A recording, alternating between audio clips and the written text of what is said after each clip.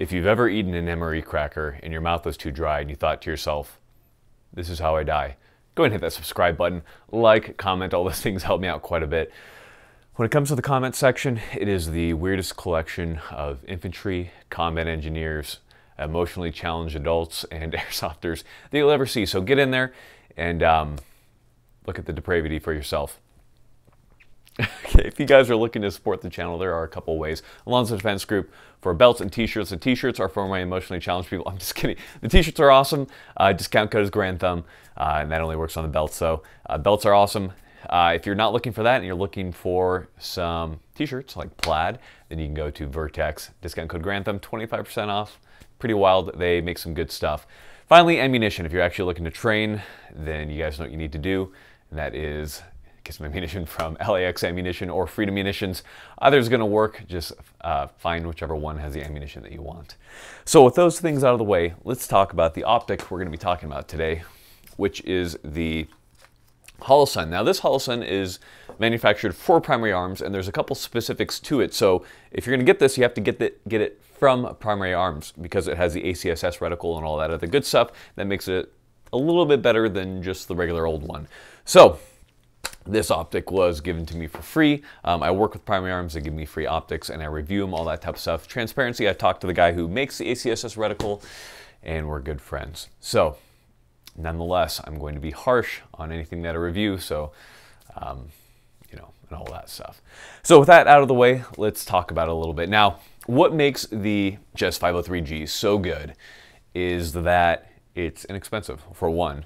It's only about $219. So in fact, the iron sights on this rifle cost more than the optic itself. The rifle is of course a Radian Model 1, huge fan of that rifle, but that's not going to be the focus of the video today. So we're going to go over this with pros and cons just like we usually do. So first off, if you look at it, you can see it has a form factor really similar to the Aimpoint T1. A lot of people are probably more familiar with the T2 nowadays, and it has a lot of similarities and some things that aren't quite as good.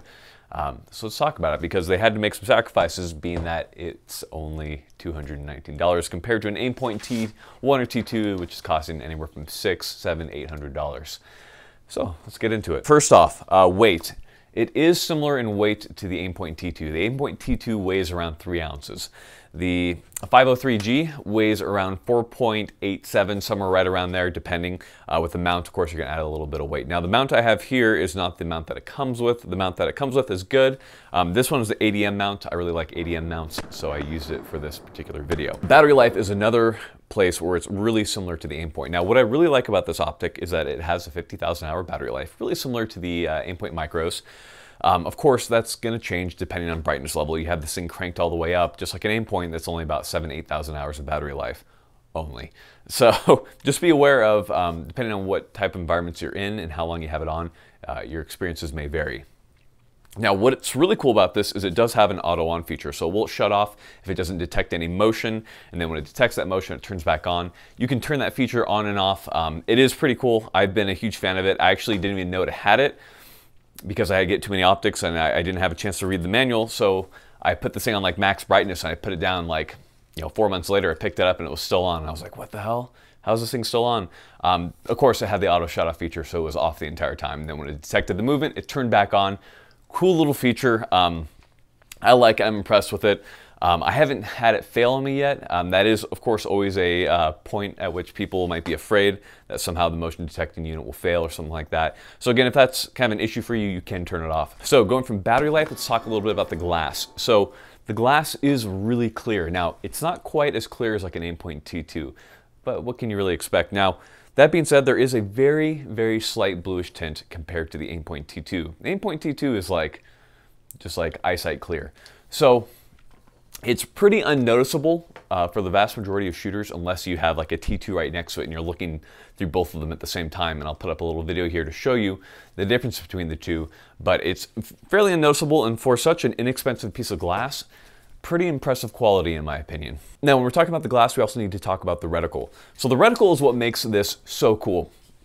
Because, as you guys know, I love the EOTech reticle. It's really fast, it's really precise. You got the big old donut of death, you got the dot in the center, you can have BDC and all that kind of stuff. But of course, you have a terrible battery life, so it kind of sucked, and it was kind of big. So what's cool about this is you get that circle of death you know, the half-eaten bagel of death with a BDC in the center. That's about all I could ever ask for. Maybe a couple changes here and there, but that's a really good reticle right there. And what's even cooler about it is that if you don't like the little half-eaten bagel going around it, you can turn that off. So all you have is a BDC. With that BDC, what's really cool about it is that if you put a magnifier behind it, it works even better. So some optics, when you put a magnifier behind them, you get a little bit of smearing of the reticle, so it's not as precise, and then you can't really use it that well. I haven't had that happen to me with the Holosun yet. The reticle is really crisp under magnification. I was using the EOTech G33. Primary Arms does have their own magnifiers. I haven't had a chance to try them out yet, but once I do, we'll make sure we do a video about that. But in any case, with the EOTech magnifier, it worked awesome. I was able to make some pretty long shots. Well, long shots from 5.56 out to 5.600, and the BDC lined up perfect. So again, if you're concerned about the BDC and how it's going to line up, you can always use Strelic or some type of software that's meant to give you your approximate dope compared to what type of bullet you're using and all that kind of stuff. Now, the reticle does get really bright, so not quite Aimpoint bright, but gets bright enough that it works in pretty much any situation that I've had it in. This particular optic, I've had it for about a year now, and I've done around 10,000 rounds on different weapon systems, anywhere from shotgun to rifle, in different environments, and I haven't had any problems with being in an environment where the reticle wasn't bright enough. So it's worked perfect as far as that goes. When it comes to brightness, it is pretty intuitive. Marines can use it. It's a plus. The plus will make the reticle brighter, and the minus will make the reticle dimmer. And that's how you control it. And then to turn it off, for you just press them both at the same time, turn it on, you press one or the other, turn it on, and then you adjust your brightness level. Pretty simple. I wanna say Marine Corps proof, but not. Maybe combat engineer proof, maybe. Now, when it comes to your adjustments on your optic, pretty simple. It's very Aimpoint-like. You simply unscrew one of the turrets, and then you can flip it around. It tells you up or right which way is which. Adjust it. Really simple. I haven't had any problems zeroing it or having it keep zero. It's been good there. So no problems as far as that's concerned. Okay, so we talked about some of the pros. I do want to say before we kind of move on that I love shooting with this reticle, with this optic. I love kind of the combination of micro and then the EOTech reticle. It's really cool. From the minute I picked it up, I just love this optic, and which is surprising because I like to consider, you know, I use all these Gucci stuff, but I find myself going back to this optic quite a bit. Now, that being said, there are some cons that come along with this optic. One of those cons is going to be parallax. So if you're not familiar with what parallax is if I am not completely centered on my rifle. So if I'm kind of off to the side and that reticle is getting towards the edge of the window, how off is that reticle versus where my aim should be? You know, what it was zeroed at.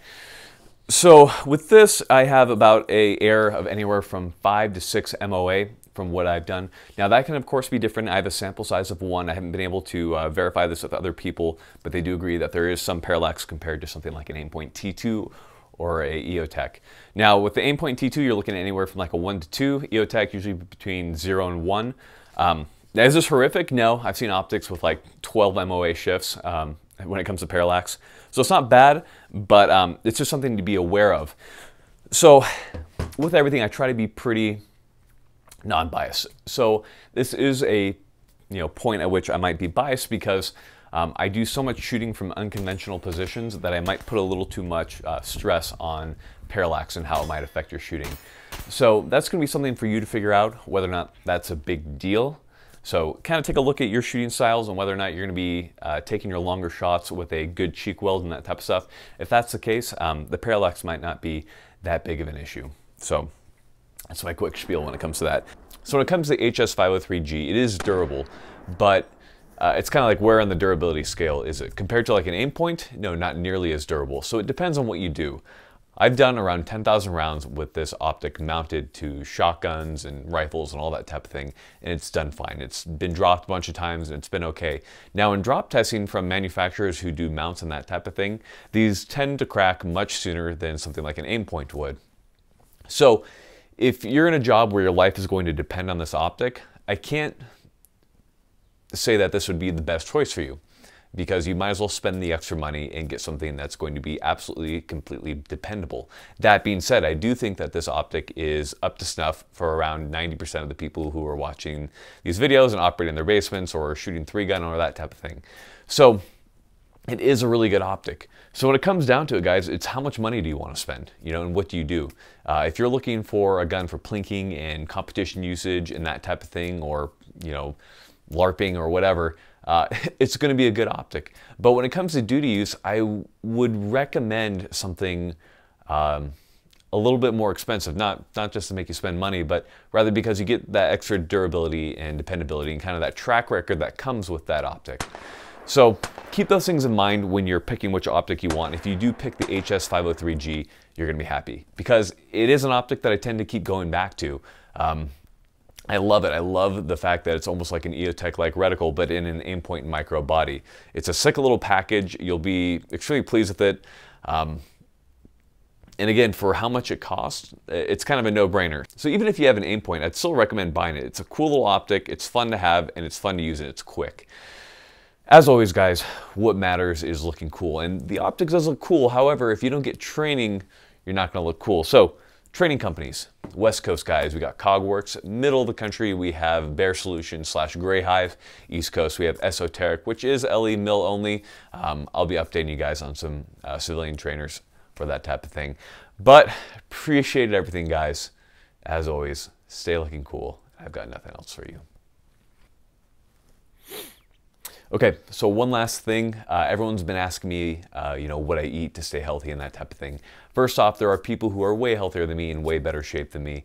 I'm sure the guys in my unit are probably talking crap on me right now, but I'll give you guys a little advice as far as what I know. So if there's anything I could recommend, it's stick to complex carbohydrates, things like brown rice and oatmeal and that type of thing, and some good proteins, you know, beef, chicken, salmon, that type of stuff.